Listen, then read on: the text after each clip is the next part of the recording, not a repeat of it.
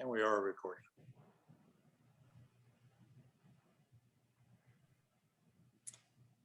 Just before we get started, I'd like to acknowledge all of our staff that are participating or present this morning. Lynn Walton, our Chaplain Services Director, and Kathy Foster, our Director of Marketing, John Price, our Resident Life Coordinator, and Michelle Kievit, our Resident Life Associate. I think I saw Carrie Stroop sign on from our front desk, and I see Krista Smukes from our board. She's the chair of our foundation board. Welcome, Chris. I see Diane Mastandria on her way in. And there's Matt Sharp. Nice to see everybody here this morning. And we have 60 stations online right now. That's probably about 110, 120 people. All right. Okay. Let's go ahead. Pat Baker is going to welcome us to today's program. Thank you, Deborah. Welcome everybody to the second presentation of Deerfield's Mature Wellness Speaker Series, Spirituality and Aging with Jeannie DuBose. I'm Pat Baker, Chair of the Health and Wellness Committee. As Bill mentioned earlier, before we begin, be sure you're muted and stay muted until the Q&A to avoid background noise while Jeannie's speaking. We recommend the speaker view today. On a computer, it's on the upper right of your screen. If you're on a pad, it would be in the lower part of the screen, and you may need to touch the screen to bring up that control. Following the presentation, there will be an opportunity for questions. You may enter questions into the chat box or raise your hand during the discussion that will follow.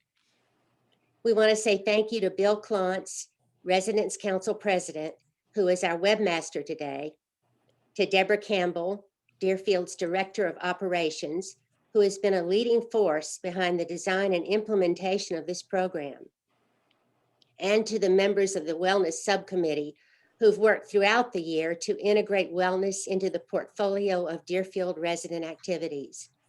Bonnie Noel, Susie Sampson, Bob Sigmund, Sally Atkins, and the chair, Bill Jameson. Most of all, thank you for being here this morning. Now it's my pleasure to introduce Kathy Foster, who will introduce our speaker. Kathy has been our Director of Marketing since 2013, and she has a passion for wellness. She has served residents and communities in the senior living industry for over 30 years.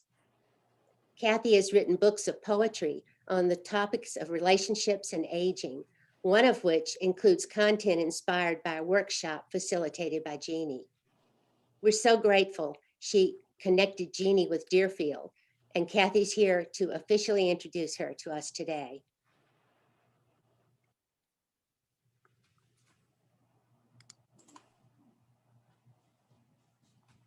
Kathy, you're muted. Take two. Thank you. Take two. Good morning, everyone. As Pat mentioned, I had the pleasure of getting to know Jeannie during her Spirituality and Aging workshop at beautiful Montreat Conference Center a few years ago. That time with Jeannie and the group had a tremendously positive impact on my life, and I am honored to have this opportunity to introduce her to all of you. Jeannie has a master's in counseling psychology, is certified in spiritual formation. She's an ordained elder in the Presbyterian Church. She is the author and illustrator of two amazing books, Tending the Fire, The Story of a Marriage, and The Mother-Daughter Dance, both of which you will find just outside the Deerfield Library on the Wellness Shelf. It is a blessing to have her with us as part of the Mature Wellness Speaker Series. Welcome, Jeannie. Thank you, Kathy. Thank you. And welcome to everybody. I'm going to keep the gallery view on because I'm having such fun looking at your faces. It's been a pleasure to get to know your wellness committee and to talk with them over the past several months about what you all are doing at Deerfield. And I want to tell you, my husband and I moved to this area about 6 years ago, and we did not have a home. So we were in an apartment, and guess which apartment? Weirbridge.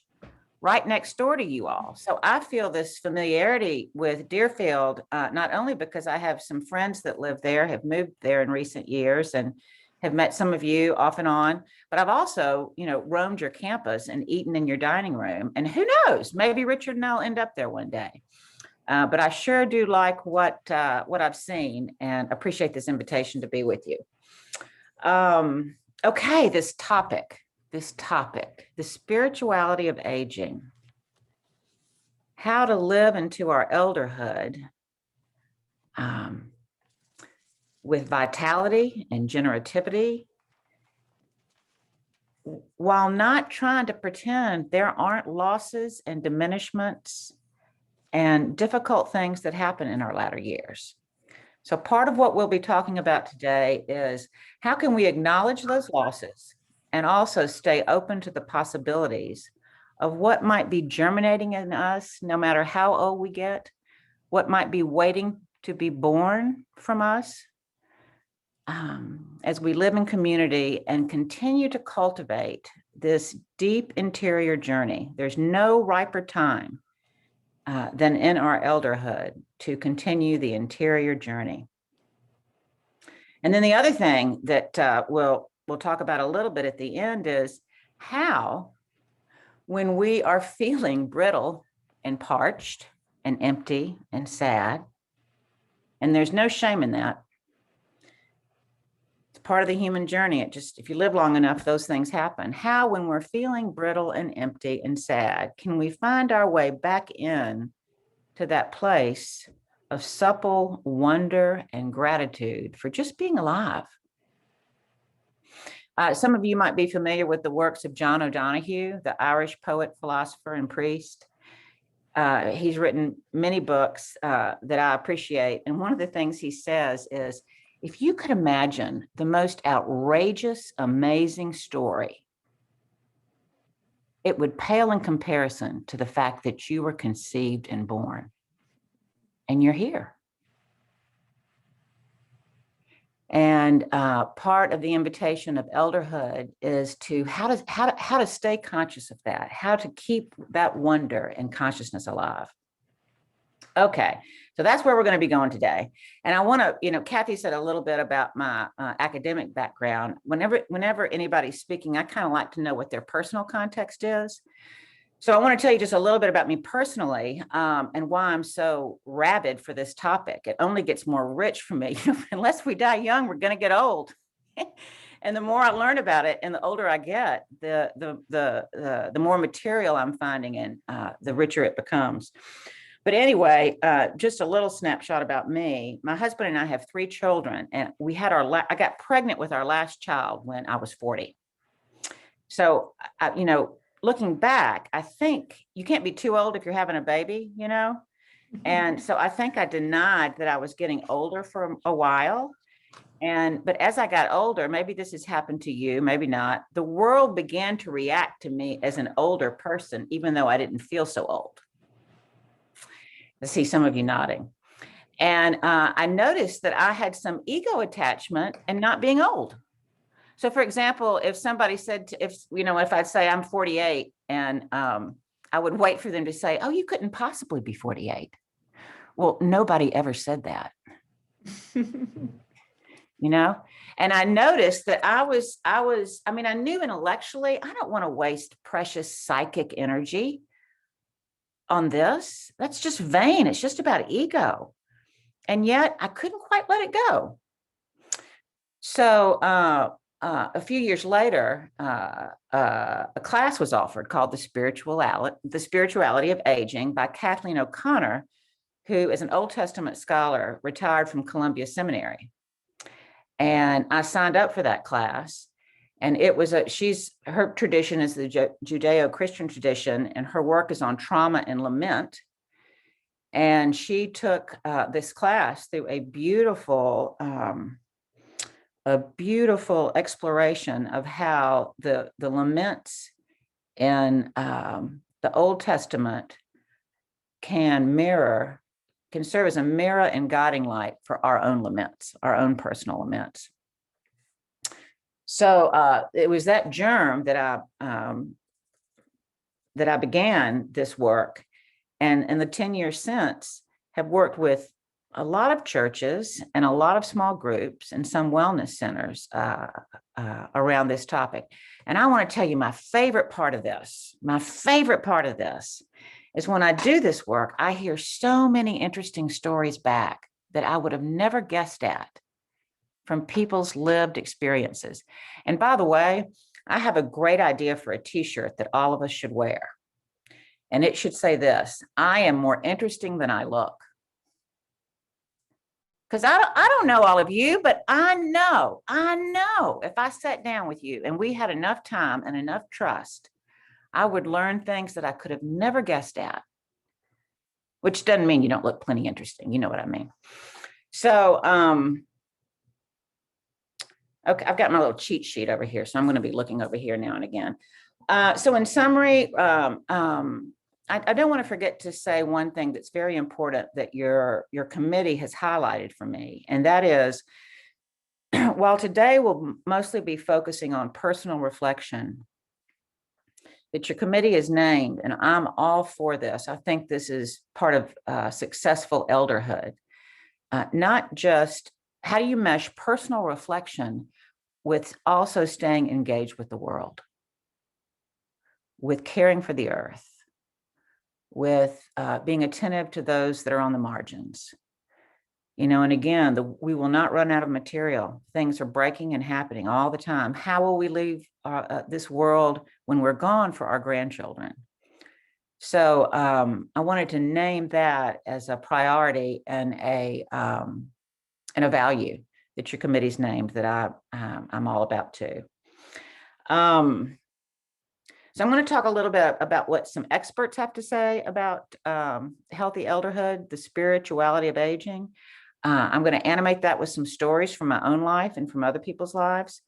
And then, of course, the most rich part of this whole thing is you and how you interface with the content that I share.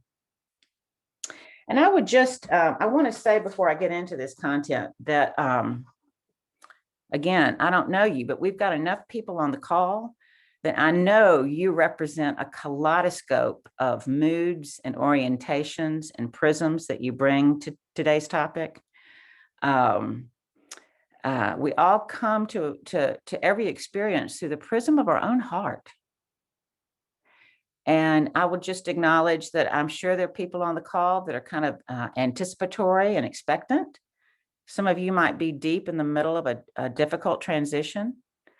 Some of you might be grieving. Some of you might feel light and breezy. Some of you might feel cranky, cheerful. I name all that just to say, wherever you are, welcome it gently. Welcome it gently. If we live long enough, again, we're pretty much going to get a turn with everything. Hopefully our share of joy and delight, but also difficult passages. I love that poem, The Guest House. You might know it by Sufi mystic Rumi. This being human is a guest house. Every day a new arrival, a joy, a meanness, a sorrow. Treat each guest honorably. Treat yourself honorably. Be gentle with yourself. And then I just want to also ground our time in reading just a small passage from a poem called Imperfection by Elizabeth Carlson. Elizabeth Carlson wrote Imperfection. I think this is a good grounding for our time.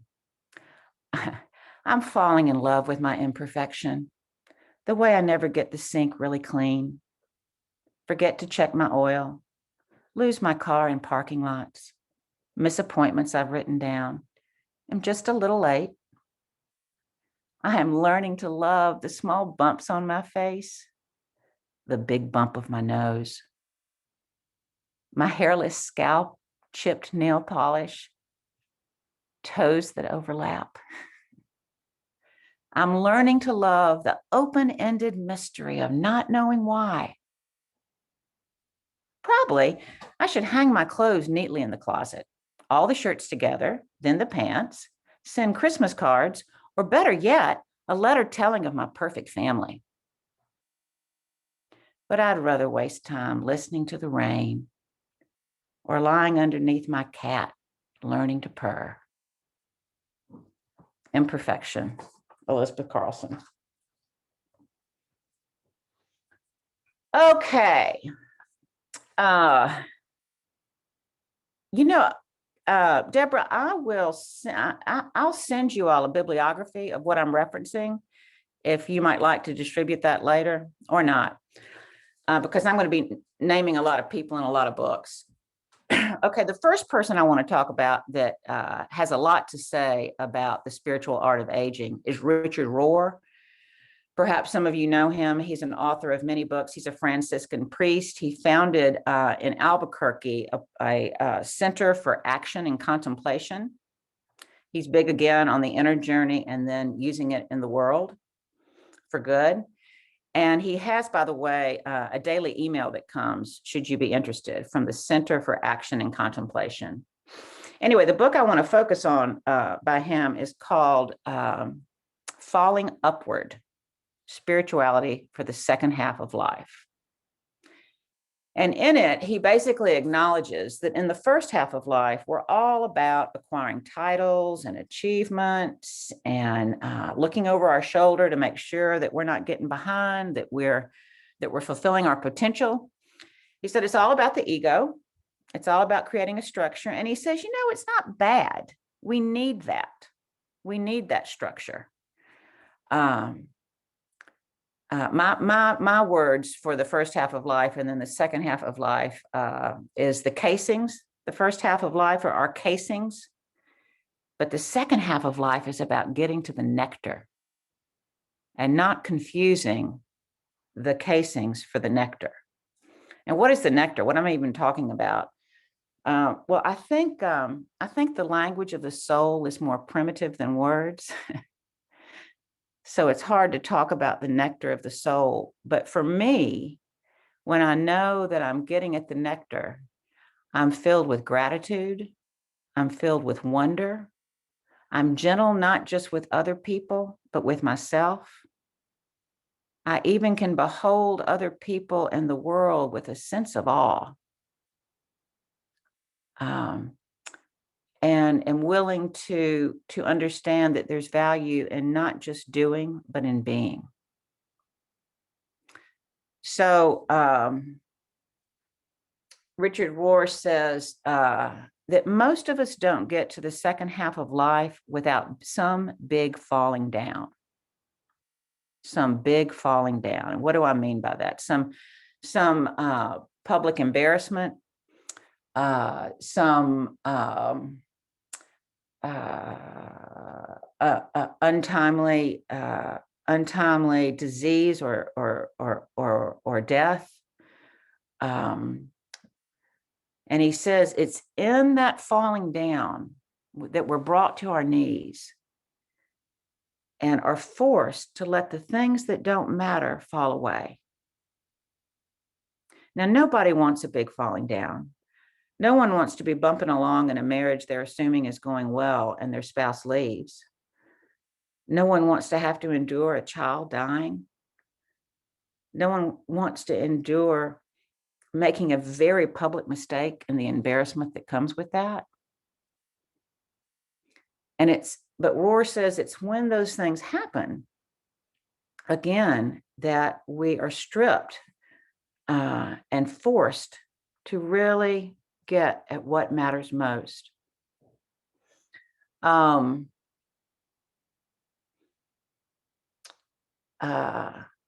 all of the falling down is dramatic or sounds dramatic, but it might feel dramatic. So for example, my father, when he retired, that was kind of a falling down for him. He put himself through college. He was an athlete. He was driven. He was energetic, and he was in sales to start, and then he was in management, and he was successful. And as it happened, the company that he worked with, he had to retire at 65. That used to sound old to me. Now it sounds pretty young. And if it wasn't a crisis for him, it was something close. He had so much affirmation and influence and effectiveness, and he did lots of good. And when he retired, even though he was very engaged as a volunteer, he really was at a loss. He would say this if he were here. He's gone now. But he went on a deep spiritual journey. He had always been a church man, but he went on the more contemplative journey. He went to Iona in Scotland, which is a very contemplative place. He ended up doing silent meditation. And it was a beautiful thing to watch. And it's a beautiful thing for me to remember. So I don't know if any of those, so wherever you are in your story, as Natalie Goldberg would say, go composting through your life, sifting through your life stories. The falling down, it's not as though the pain goes away or that we would ever wish it, but many people have said that pain has deepened me. I was at that pain has given me, as Henry Nouwen, the theologian, would say, the wounded healer, empathy for others. And sometimes, two things. Some people live their whole lives with a first half of life mentality. And you know those people when you encounter them. And some people at a very young age have a big falling down. A friend of mine who's a successful physician in Nashville has 3 children, and one of them was born with very significant disabilities and will have those disabilities until he's gone. I mean, he'll have them his whole life. And I heard him pray recently, and it was beautiful. The prayer went something to the effect of, God, we thank you for the bounty and the beauty in our lives. And we even are bold enough to thank you for our pain and how it tenderizes us to our own life and the life of others. And I just thought that was beautiful. How pain can tenderize us. We don't really want it, of course. Okay, so that's a little bit about Roar has to say about the second half of life. That's a Cliff Note snapshot. I also want to tell you what he says. Anne Lamott, we've all got egos and they never go away. It's just recognizing it. Anne Lamott says, it's not that I don't have my ego anymore. I just recognize it more quickly. I can punch the reset button more quickly. And maybe if you read any of Roar, he has said that he's aware of his own ego and how he likes affirmation and how he, if in spirituality circles, he's sort of a big deal. And he says, I've learned to pray for one good humiliation a day and then notice how I respond to it. Not a humiliation of shame, but he said, everybody it was fun to have people around me telling me I'm so smart and how I'm saying all these deep spiritual things. And he said, but there are people who disagree with me, and that's good for me.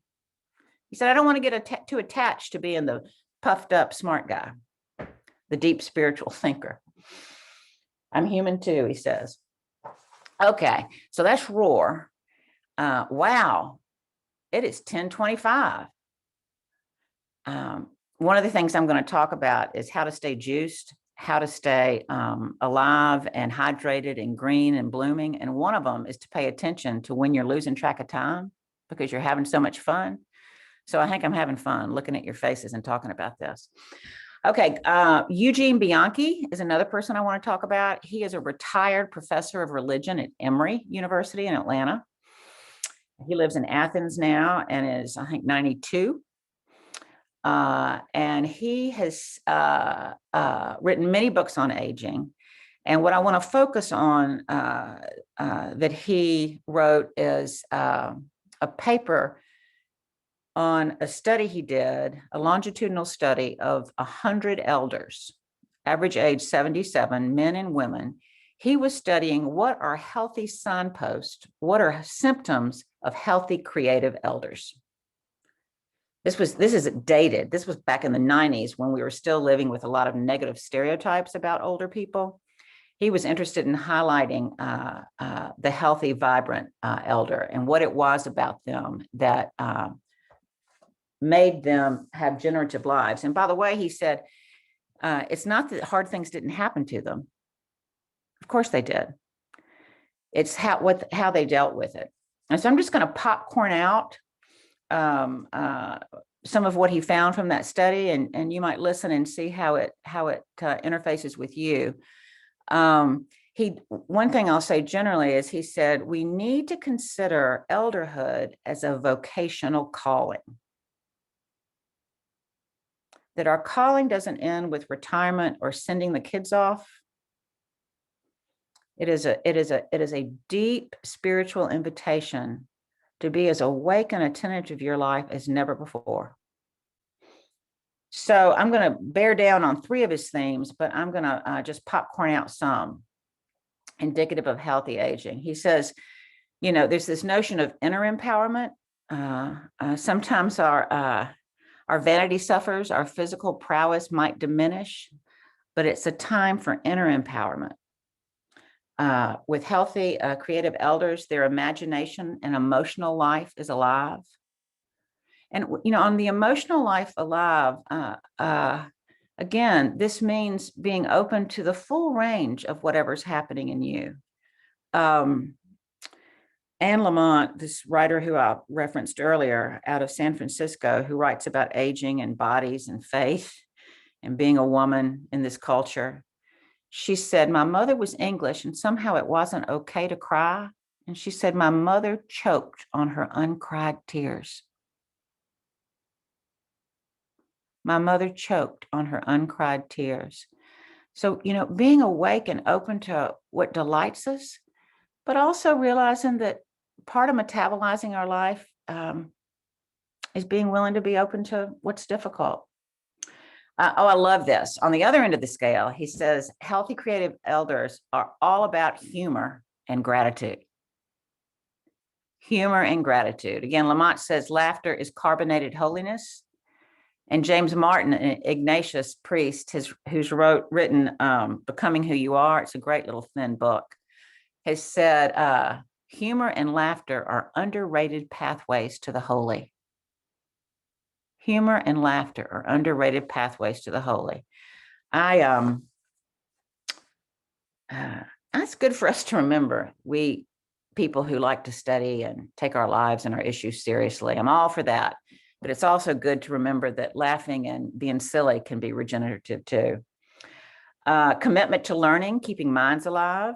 Clearly, you all are about that at Deerfield. Lots of study groups, lots of book groups, lots of small groups. Harvesting of memories. Do any of you all know that term? Harvesting memories. I'm going to say more about that in a moment. Encountering one's mortality. He says encountering the end of life goes to the very heart of spirituality. In terms of outer empowerment, healthy creative elders develop a purpose. They have a purpose. Your vocation does not, again, end with your retirement. They welcome possibilities, gentle and difficult. He says healthy elders live less out of fear and more out of curiosity. Elizabeth Gilbert, you might remember her name. She wrote Eat, Pray, Love. She has said an authentic life is guided by curiosity, not fear. I'll say more about, and you might not think of yourself as a fearful or shy person. I don't, but I do have fears about that keep me frozen of what people might think. And now this phase of life is to claim our inner authority of not acting out of who the culture has told us to be, but who we've been born to be.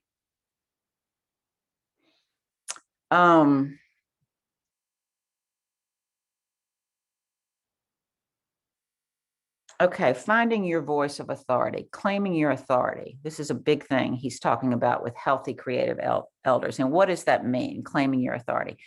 It does not mean puffing up your chest and needing to be on top and needing to be right and needing to win. That's not claiming your authority. Claiming your authority is really knowing who you are so that you can speak with truth out of that place.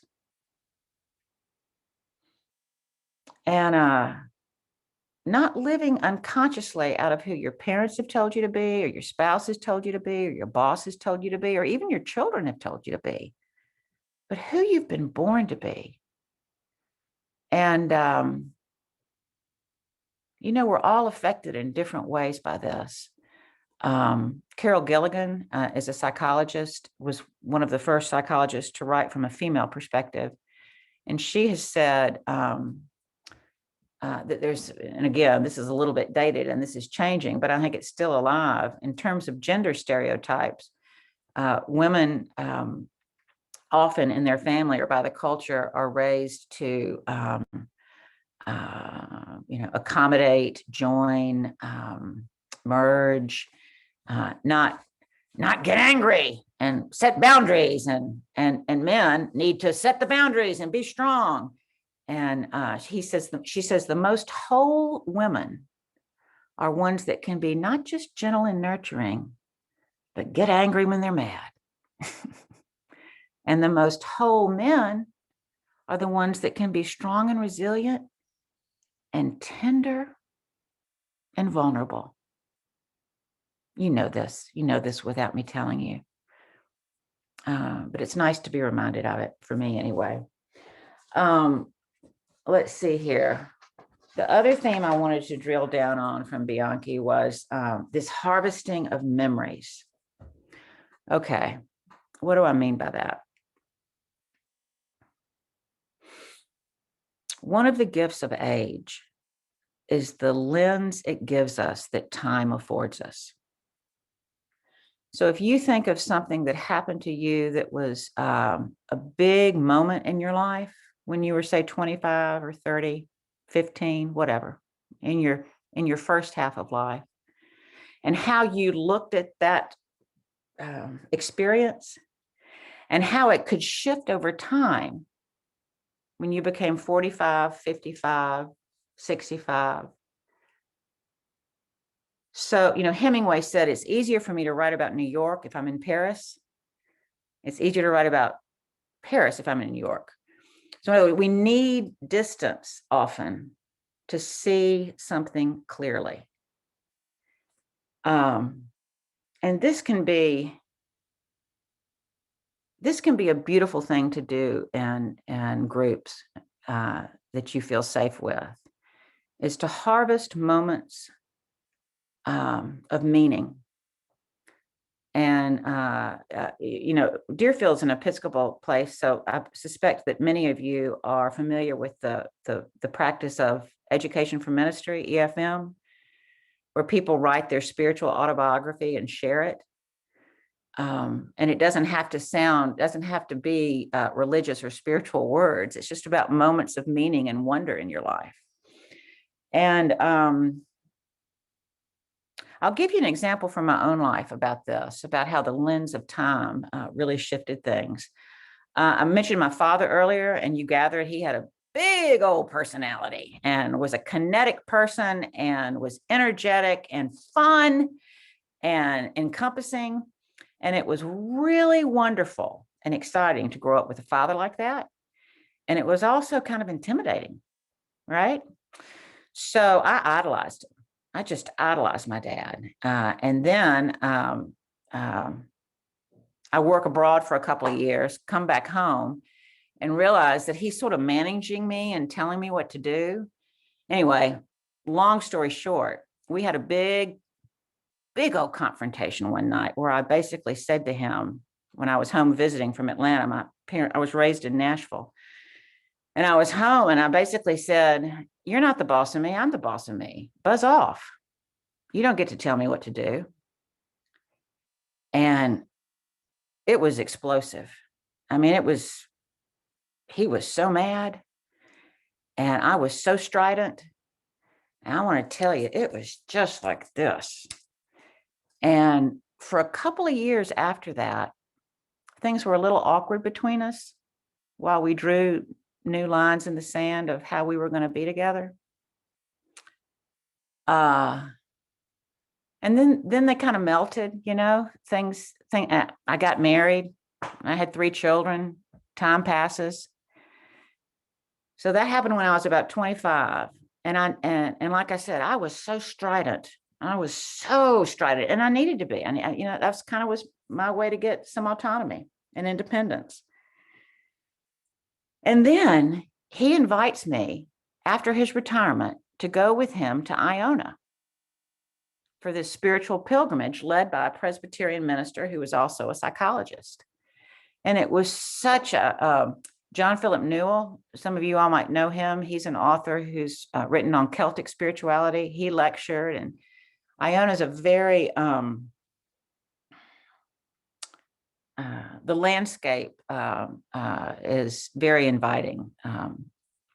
In any event, the point is, and you don't get to Iona by accident. You have to fly to Scotland, and then you take a bus, and then you take a train, and then you take another bus, and then you take a ferry. Anyway, after we'd been there for 10 days, we're going home on the bus after the ferry. And my father and I are sitting next to each other on the bus. And he has his head forward on the bus, seat in front of him. So I'm just seeing the back of his neck, and he's 75 at this point, gray. And he was really quiet and in repose, which is not like him. It was not like him. And finally, after several minutes, I said, Dad, are you okay? And he didn't look up. He just kept his head on. He said, yeah, I'm all right. I said, what are you thinking about? He said, I'm thinking about that day we brought you home from the hospital. And I was just filled with tenderness for him. And I didn't have that capacity when I was 25. And I was also filled for tenderness for me, and just the human journey. So I tell you that just because it's one example in the kaleidoscope that all of you could offer. That harvesting memories with the lens of time. You don't get it when you're young. Just if we're lucky enough to come to our elderhood, we have that chance. Okay.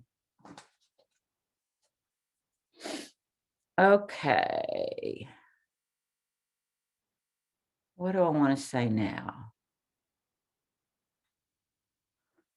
Bianchi. All right. So the three things I'm lifting out to focus on from Bianchi is to live less out of fear. To claim your inner authority, to harvest memories, and then third, to live less out of your fear and more out of your curiosity. Now, I just want I want to read out a few things of what people in groups have said that they fear in their elderhood. You might hear this. I don't want to be glib about fear. Fear, there's some real fear, some real genuine active fears that don't necessarily go away. Here's what some people have said. I fear what people will think. I fear I won't be liked. I fear that I'm going to run out of money. I fear that time is running out. I fear that my adult children will not have joyful and meaningful lives. I fear I'll forget who I am. I fear I'll run out of energy for being a caretaker.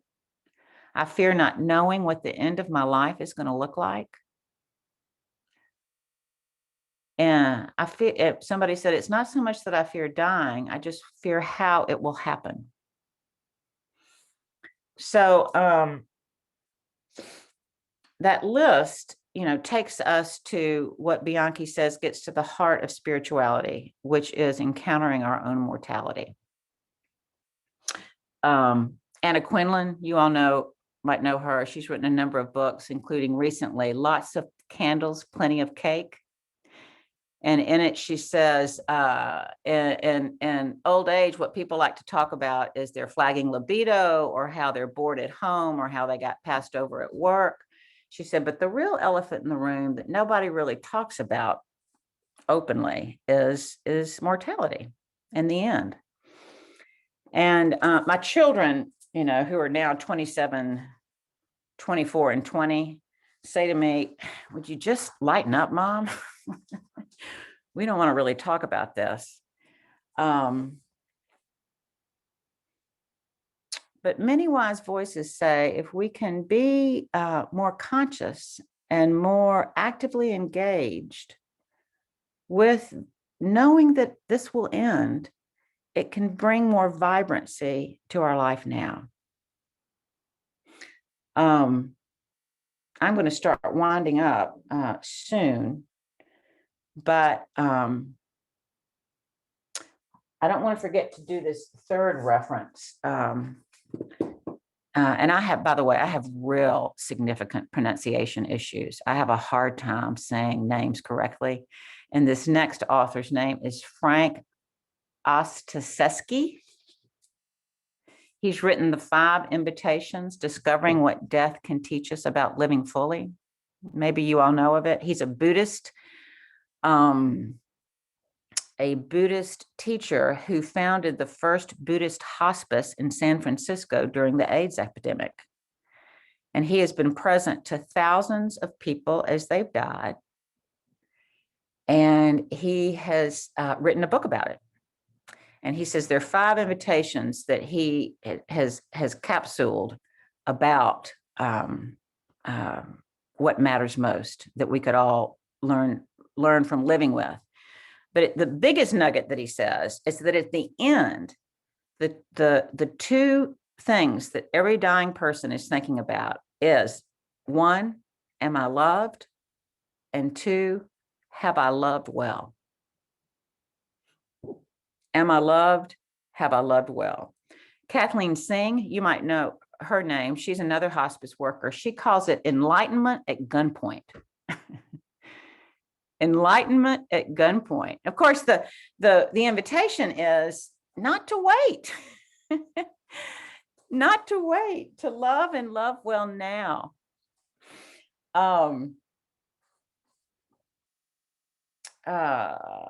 Okay. Just very quickly, I will iterate the 5 invitations that Frank's outlines. His first one is don't wait. Don't wait. Don't wait to do things, he says, but more importantly, don't wait to resolve or attempt to resolve some of the inner conflicts you're carrying. A big thing in research indicates that a lot of people desire forgiveness or want to forgive so they can be released from whatever they're holding over who they need to forgive. So don't wait. Welcome everything, push away nothing is number 2. What does that mean? That's kind of Buddhist. He says, turn towards your suffering. You know, I like to tell people the voltage of your feelings will not burn you up. It'll just create the way clear for whatever new is waiting to be born in you. Let me say that again. The voltage of your feelings, your joy, your pain, your confusion, your anger will not burn you up. It'll just create the way clear for whatever new is waiting to be born in you. Mary Carr, you all know her. She's written a number of books. She's had a very difficult childhood. She wrote Lit, The Liars Club, The Art of Memoir. Her mother was mentally deranged and tried to shoot her once. She writes about it in these books. And she has said, the deeper the wound, the deeper the healing, which I found comforting. The deeper the wound, the deeper the healing. Number 3, bring your whole self to the experience. That's the 3rd invitation. Bring your whole self to the experience. What does that mean? Be a soul, not a role. John O'Donohue, again, he says your biography is not your identity. Your biography, your list of nouns of what you've done, is not equivalent to the divine spark that you were born with and carry.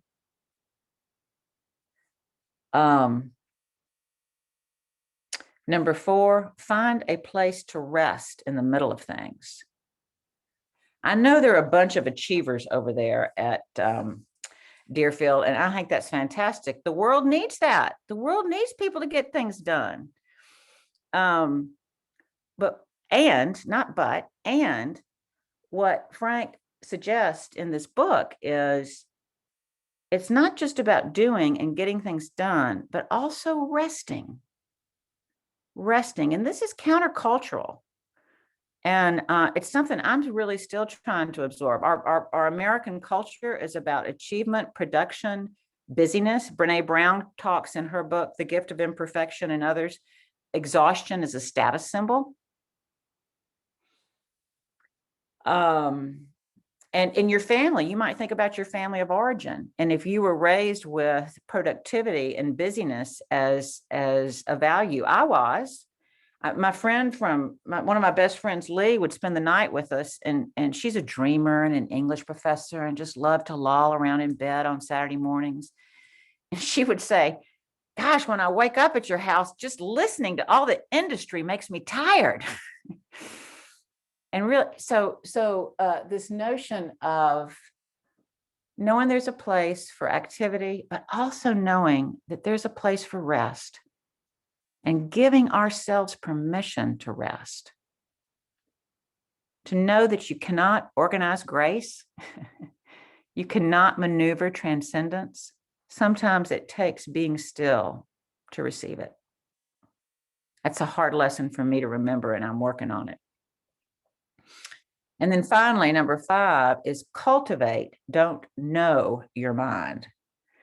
And what does that mean? It means letting go of a need for certainty. This is, again, a sign of maturation of spirituality, according to many, is holding the paradox, holding 2 simultaneous truths at once, knowing that relationships and ourselves and our faith and our life, it is not a puzzle to be solved, but a mystery to be deepened. Our life is not a crossword puzzle that we can solve or a math equation we can square out. It is an unending mystery filled with uncertainty to be deepened. Okay, so we're hearing the same themes from different people. Roar, a Catholic priest, first half, second half of life, falling upward. Ostaseski, the Buddhist teacher. Bianchi, the religion professor from Emory.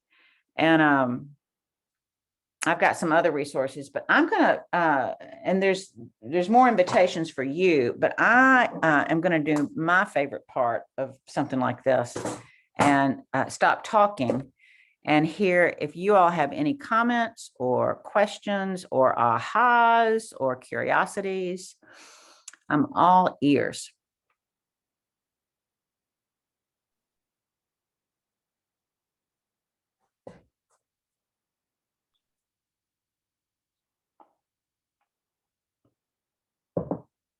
How does this work, Deborah and Bill? Do we just wait for somebody to?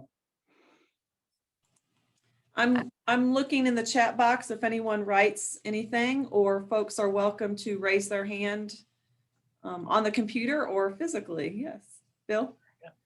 Yeah, Jeannie, a couple of things you said remind me. I have a good friend who's a Unitarian Universalist minister who's also accompanied more people than he can count at their moment of passage. And he said, all those years, I never once heard anybody say, gosh, if I just spent more time at the office. Right. It's just, it's good to remember what's important in life all along the way. You got to recalibrate. Yeah. And I think it takes a lot of intention if we've had one way of looking at things our whole life to recalibrate it. Yep, that's it. It takes a lot of intention. It looks like Christus Mukes has a comment or a question here. I think our residents are too humble to share their many talents with you, Jeannie. And I wanted to tell you that they have a group you may have heard of called Writers Read.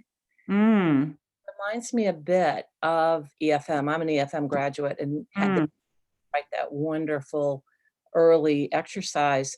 And Writers Read is really similar because our residents will share written experiences of tidbits of their life. And beautiful. time I've had an opportunity to be at Deerfield and get to know our residents, I am astounded at the life experiences, the wealth of education, knowledge, experience. It just blows me away. Yeah. Love that they invited you because it's again that journey of trying to just really dig deeper. Yeah. I wanted to tell you how amazing they are, and that this Writers Read is already in place. And I know some of the residents might be able to speak to that, but it's incredible. And it reaches, gosh, they do it in independent living and in assisted living Yeah. as well. And I've had the opportunity to go to a couple of them, and it's just touched my heart. So I I know. wanted to, Yeah. Thank you for telling me that. One of the most, some of you have heard me say, among the most powerful things to me is listening to somebody speak the truth about their life. Mhm. And it's one thing to write it or name it, and then it's another thing to share it in community. And I think wonderful learning and deepening relationships happens through those sorts of experiences. So thank you for naming that.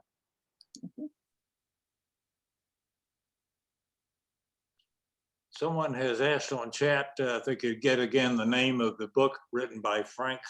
Didn't get Yeah, that. and I'll send a bibliography of all these books I've referenced. But yes, the 5 invitations, discovering, that's the big title, the 5 invitations, discovering what death can teach us about living fully. And the author is Frank, Ostaseski.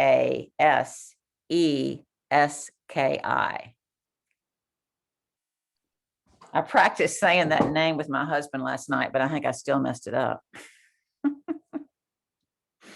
For anyone who doesn't have your camera turned on, remember, we can't see you wave your hands, so just unmute yourself and speak up if you like.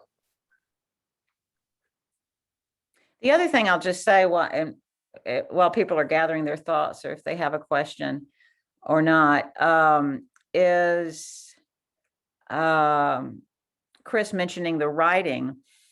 In my introduction, I mentioned that we would get to how, when you are parched and feeling dry and brittle, how do you get back to that green, verdant place in your own interiority? And part of that is paying attention to what keeps you juiced. What are those activities or practices or habits that are a portal for you into that place of gratitude and wonder? And for some people, it's writing. For some people, it's silent meditation. For some people, it can be anything. It doesn't have to sound holy. It can be tinkering underneath the hood of your car. It can be playing the drums. And it's also interesting, to your point earlier, Bill, that those activities that are nourishing our soul might not necessarily find us recognition or earn us money or give us a title. It just might, but if it is feeding your soul, it's worth your time. One of the things that I do to nourish my soul, I love images. This is my inspiration board back here. And I have images that are inspiring to me, and I love to cut and paste paper.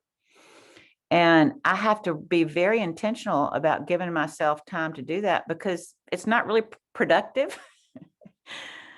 But it is. I mean, that's not the word for it. If I am doing something that brings laughter and tears to my eyes, whew, that's where I want to live.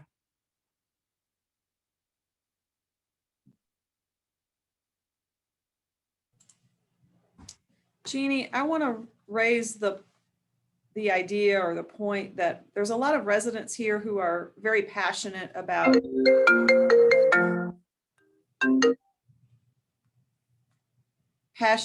the environment.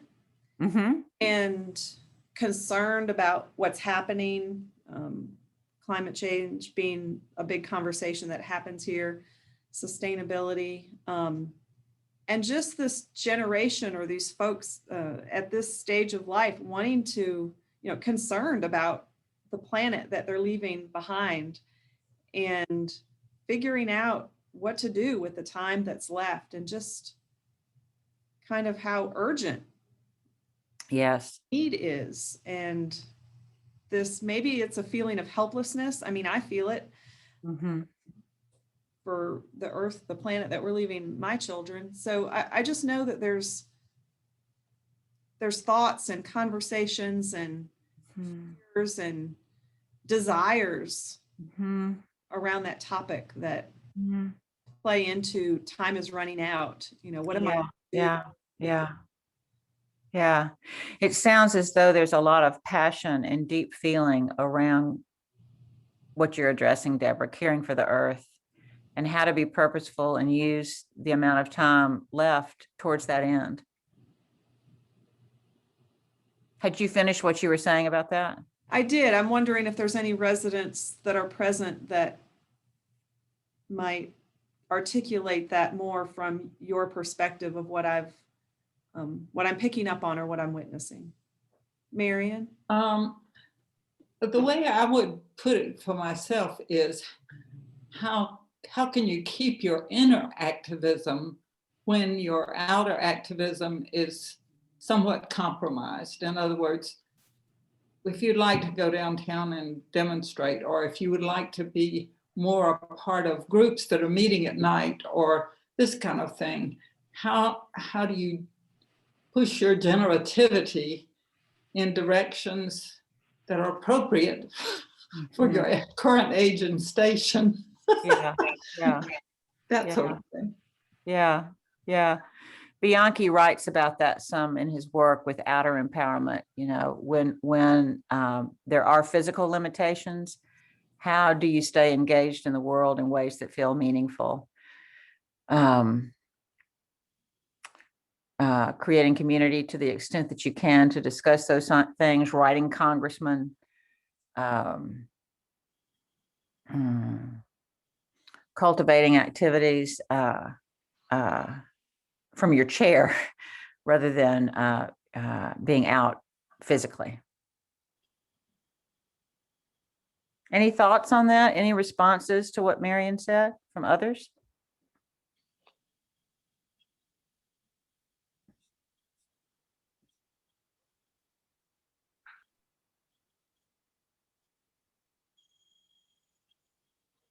I just had a thought about, you talked of harvesting memories. And to me, that's a good thing. But in the here and now, I like to stay vital and doing things that not only nourishes myself, but helps others. Mm-hmm. So a real value of yours is not, is really more in the here and now. I think so, yes. Yes, yeah.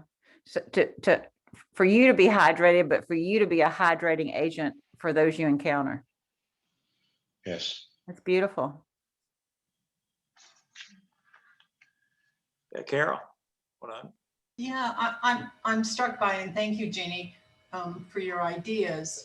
I'm struck by the fact that part of what we always have to do is try to clarify our values of what matters to us, and then try to find small ways that vary over time, because we change over time, that reflect those values. And if that's an ongoing process, then I think you reinforce and support what's most important to you. Mm-hmm. I like that. And I like that you say it's ongoing.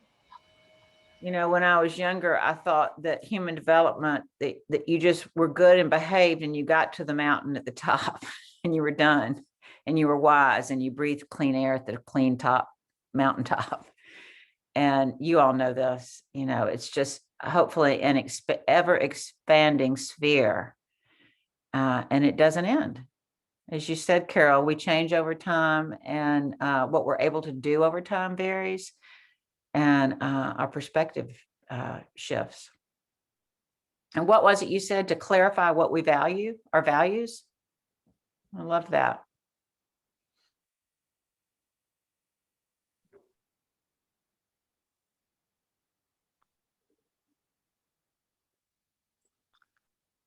Jeannie, I love the references to Richard Rohr, who's been a real guiding light in my life.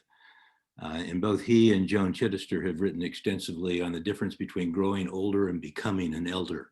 Both call us into elderhood. I've been focused on how I can do that, how I can help my grandchildren and their counterparts better envision the world they want to grow up in, which is very different from the world that I had all my experiences in. Yeah. And Rohr's point is that we need to hold a mirror up to them for themselves, not mirror us to them. They don't want to be us. Right. And that I find working with people my age is very difficult because we know what worked for us. Right. But in this world, it's not going to work for them. Right. And I think some of our wisdom will work well for them. Sharing our failures will work better for them than and how we responded to them than sharing our successes, which is what we usually tend to do. Yeah. But I found both Rohr and Joan's work to be just elevating for me. I love your language, elevating. Thank you, Bill.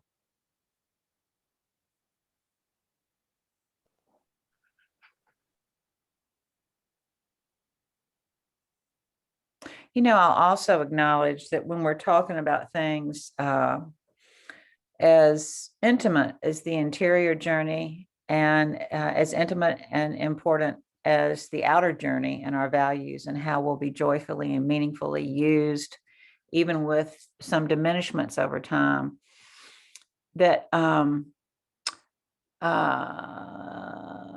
there's some things that are present on this call and that is happening inside of us that there aren't really words for. And I just acknowledge that.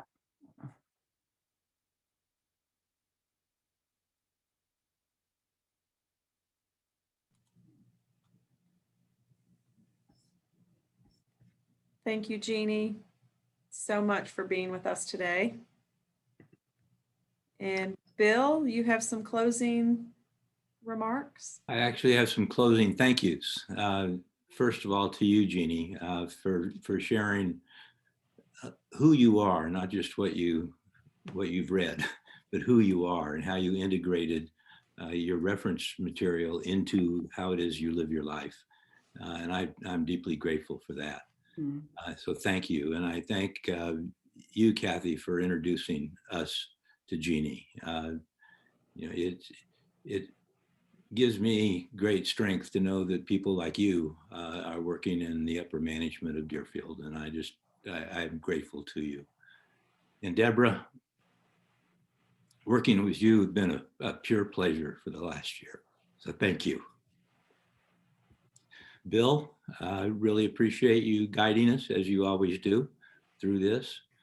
And I'm deeply appreciative of Pat, who's the chair of our Mother Committee, who has been a great support to our subcommittee, and I'm very grateful for that.